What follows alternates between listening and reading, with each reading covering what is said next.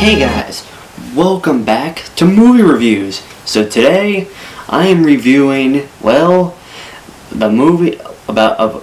am reviewing the movie that we've all been waiting for. It's a DC movie, and it's one of the DC's most famous heroes. He makes the criminals of Gotham scared, and well, I think we all know who it is. It's none other than the Batman. You wanted me. Here I am. Yep. Alright, so let's review The Batman. So, starring, The Batman starring none other than as Batman / Bruce Wayne himself, Robert Pattinson. Now there's a Batman. Who you want to play? Come on. Zoe Kravitz as Catwoman / Selina Kyle.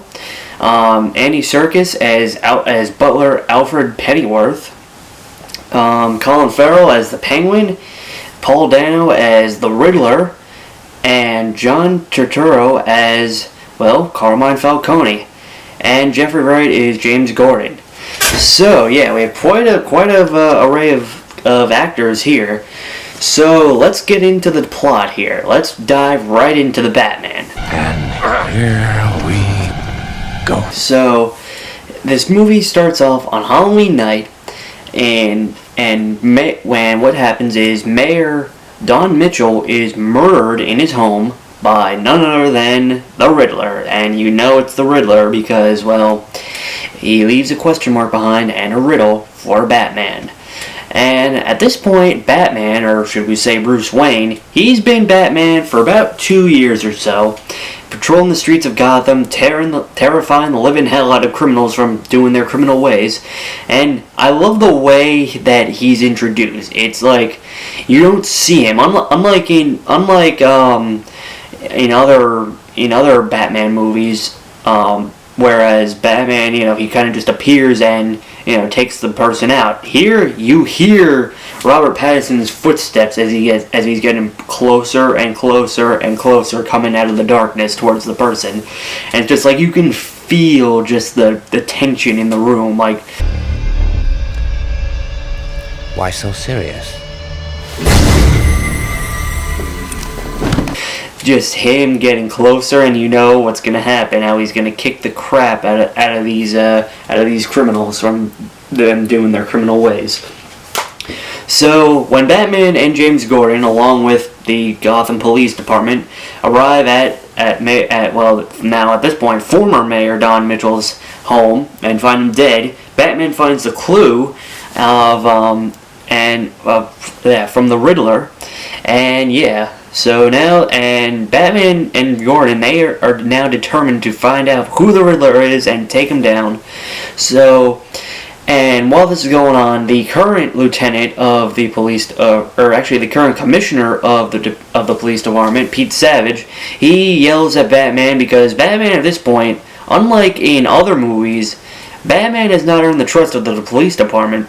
At this point, they just consider him a vigilante.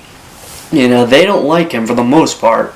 They just don't like him with the exception of really Gordon and maybe a few other police officers. So, yeah. So the commissioner kicks him out, and then later, the Riddler actually kills the Commissioner Savage. But, upon seeing the evidence left behind in his car, Batman and James Gordon, they both determined that in order to kind of find the Riddler, or from the clue, they find a thumb drive which shows a picture of Pete Savage with a woman known as Annika Koslow at the Iceberg Lounge, which is actually run by the Penguins, who is the right-hand man of Carmine Falcone. So they go in. Or should we say, Batman goes in, and he interrogates the Penguin, and the Penguin does not really know anything about this. So, but upon actually going there, Batman, he sees the roommate of Annika, who is Selina Kyle, which we all know her as Batman, who Zoe Kravitz portrays, and he follows her back he follows her back to her apartment, and then asks her where's Annika, who she does not know where Annika is. So then Batman he sees that Selina, she's trying to figure out where Annika is. She's trying to personally figure out what's going on with what's happening in Gotham, and also what happened to Annika, and just more specifically at the Iceberg Lounge. So the two of them decide to team up and try to, take down the Riddler and kind of help Gotham. And so they do this by Selene going back into the lounge and using a kind of like eyepiece to look around and try to figure out any information. She actually sees Gil Colson, who is the Attorney General over at the Iceberg Lounge, the Attorney General the District Attorney in Gotham, over at the Iceberg Lounge, and upon being asked about Carmine Falcone, because Selene Kyle, when she goes near Carmine Falcone, she gets really mad. So Batman, he asks why is she so mad at him, but as a result, Selene kind of cuts off the communication and kind of blows the whole thing and leaves. But as she's leaving, Gil Colson, he's going into his car attempting to leave, and the Riddler gets him. She captures him, and we can only imagine what happened to him. So then later, over at former Mayor Don Mitchell's funeral, Bruce Wayne goes as himself, not as Batman, and Bruce Wayne, upon seeing how the people of Gotham are really just upset with the elite. They are very upset with their politicians and their elite and just other things. And actually, one guy, he actually just kind of boos to, he actually talks to one guy about this guy, he's literally just a random guy, and he just talks to him, and the guy they're really pissed off that the upper class just seem to get everything they want, and the lower class are getting completely ignored, and just by the amount of corruption in Gotham. So during the funeral, all of a sudden, a car crashes through crashes the funeral, and it's none other than Gil Colson, who, while he is alive, he has a bomb strapped around his neck, done so by the Riddler, and using Gil Colson's phone, he actually calls Batman.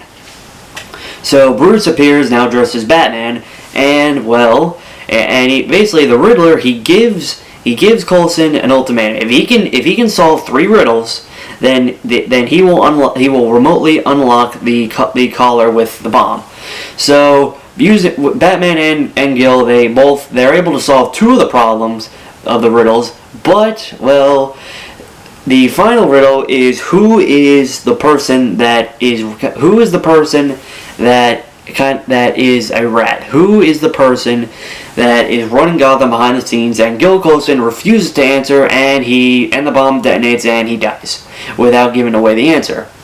So that kind of leaves them back to square one in terms of Bruce and James Gordon, figuring out who the Riddler is and what he's doing. So with all that happening, Bruce or Batman, I should say, and Lieutenant Gordon, they determine that maybe the Penguin is the rat. He is the person that is kind of running this, is the one that is running everything behind the scenes. So they go to the Iceberg Lounge to interrogate him, and upon getting there, they see Selene Kyle stealing money from the place. And which she actually, as they get there, she actually blows their cover, and in the firefight that ensues, Selene, she sees that Annika is dead in someone's trunk. So she runs, and then the Penguin, he gets in his car and leaves, but Bruce follows him in the Batmobile, and I gotta say the chase scene, it is amazing. I got you! I got you!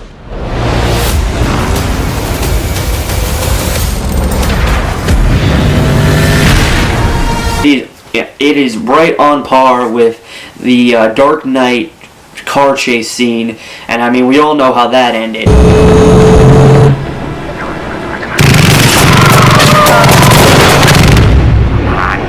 Come on, I want you to do it. I want you to do it. Come on.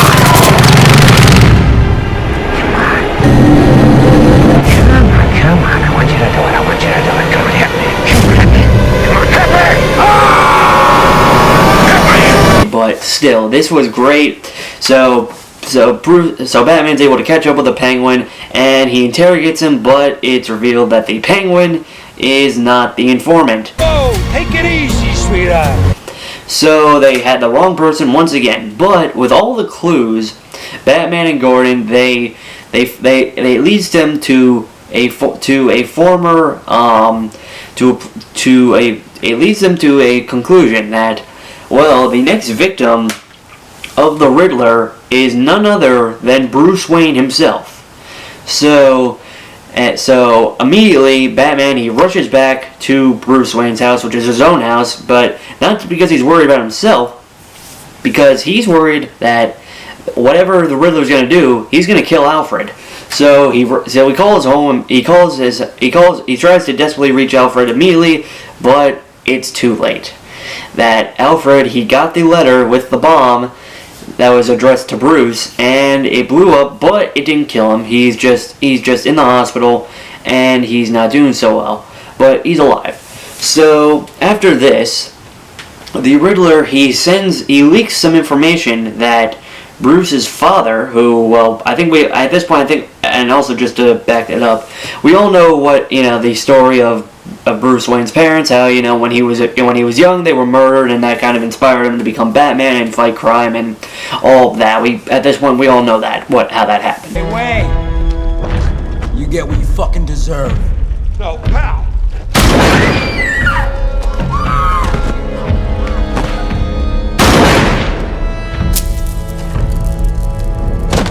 So, basically, the Riddler, he exposes that when Thomas Wayne was running for mayor back when Bruce was younger, that a journalist attempted to dredge up some old information that Martha Wayne, who is Bruce's mother, had issues with mental health. And Thomas, not wanting this to ruin his political campaign, he asked Carmine Falcone to threaten the man, he asked Carmine Falcone to kill the man, and as a result, as a result, the man got killed, and yeah. So now Bruce, upon hearing this, he kind of looks at it as his parents as kind of some really bad people. So upon this, Bruce, he goes to see Alfred, and he asks, did this truly happen? And while Alfred does admit, yes, it did happen, but it did not happen the way that the Riddler said. That what actually happened was Thomas Wayne only wanted Carmine Falcone to intimidate the journalist, from not exposing the information, but not kill him. And when Thomas Wayne found out that the journalist was killed, he threatened to go to the police to expose them all for what happened. But it's determined that possibly Carmine Falcone killed both Martha Wayne and Thomas Wayne in order to cover this all up. So upon hearing this, Batman he goes by himself. Well, not by himself. He goes with James Gordon and a whole bunch of police officers to go and get. He goes to go and get Carmine Falcone. He questions him.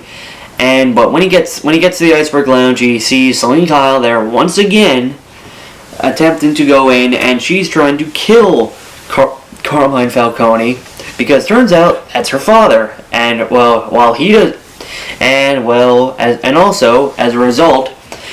also she finds out that he is the one that killed Annika, and when turns out that she found out some information that she shouldn't have known. And as a result, she was killed, so now Selene wants to get revenge on him by killing him.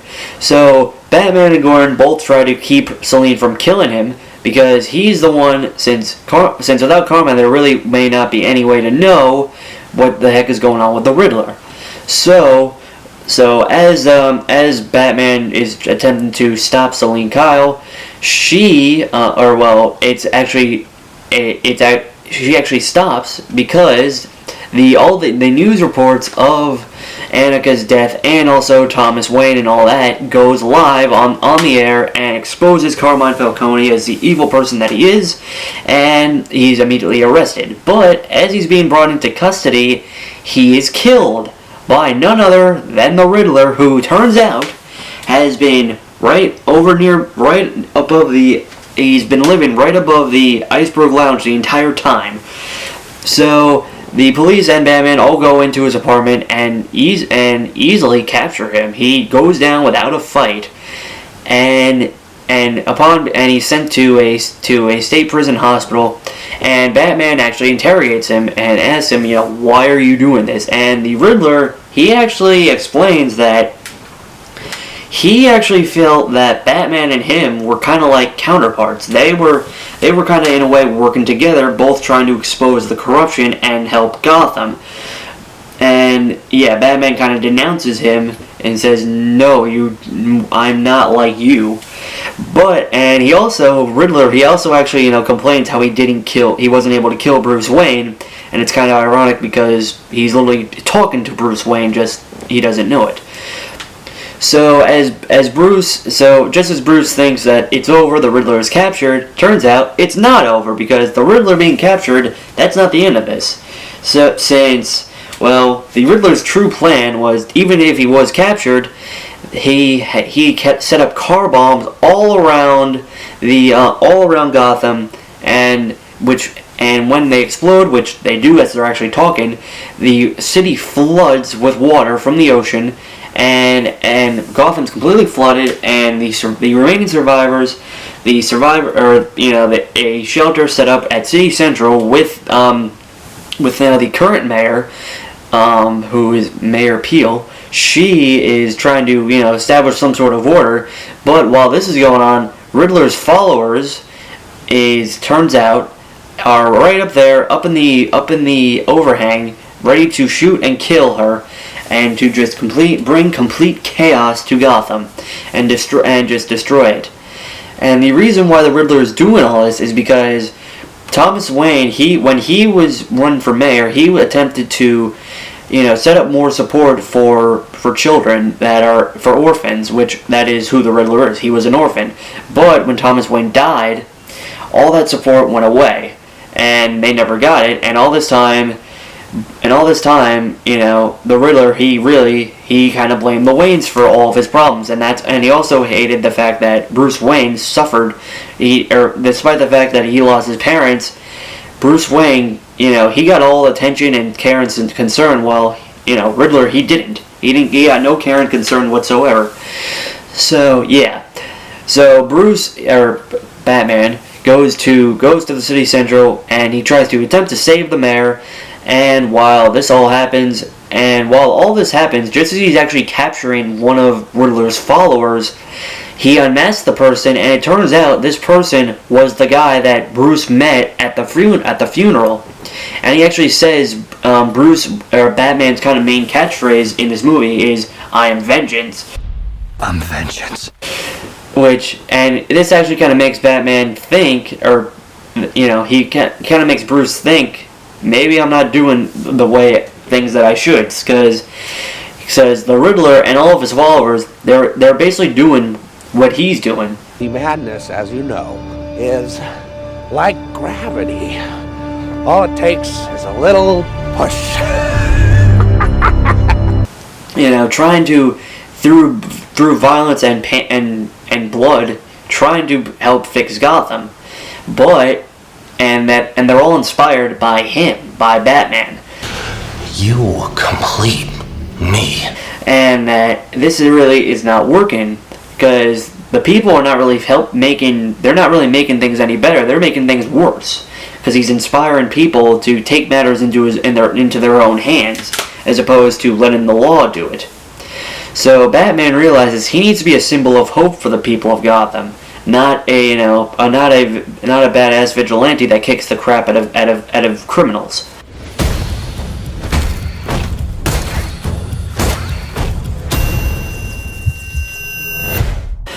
So he first starts by helping out people out to higher ground as the city floods. And, you know, Gotham at this point is in ruins. It's completely in ruins. And, well, not in ruins, but, you know, people are scattered and just, it's not good. So Catwoman, as she is leaving, Bruce visits her, and she says that Gotham's not worth saving, and so she decides to leave and just move on.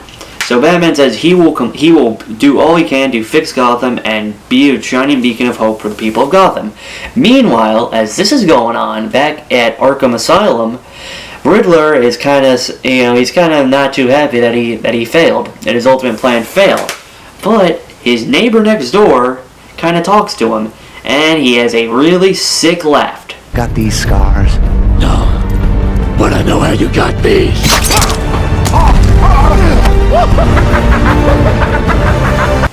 He has a sick laugh, and it turns out this person is portrayed by none other than one of the Eternals.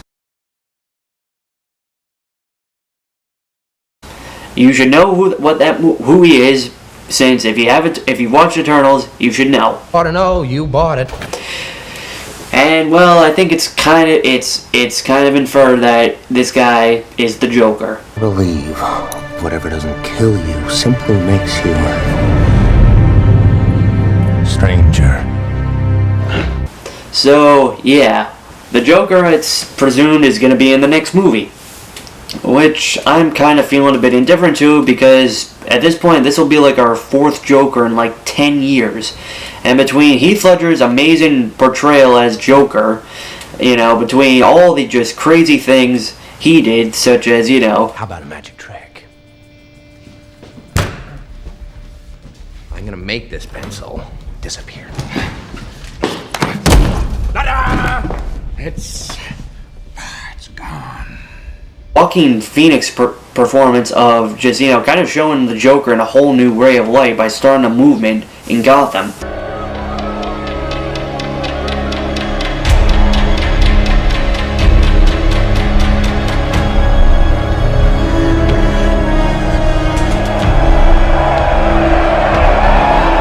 It is just absolutely amazing.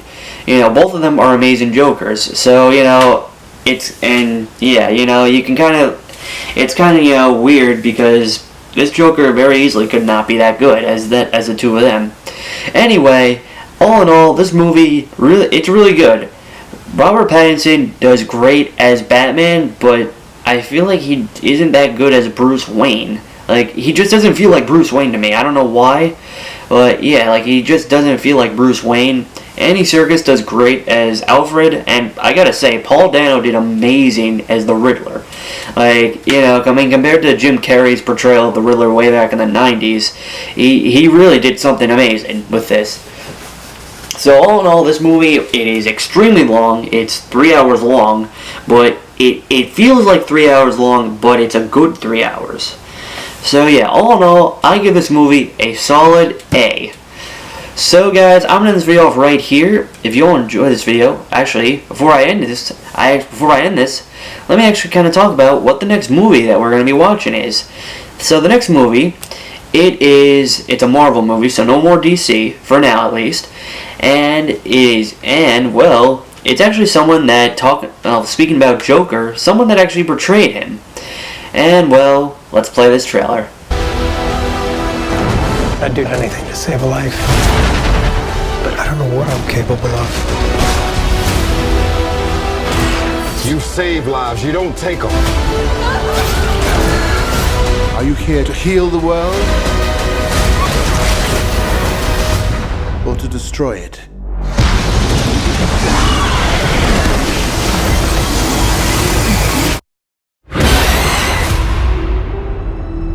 That's right, the next movie, so long as it's not somehow canceled in like the 2 weeks between now and when it's gonna come out, is Morbius. At long last, this movie, it's been like pushed back for 2 years. Finally, we're gonna see it. So guys, I'm gonna end this video off right here. If you all enjoyed this video, share, like, and subscribe, and enjoy the movie if you watched it and didn't watch it. See you guys then. Goodbye.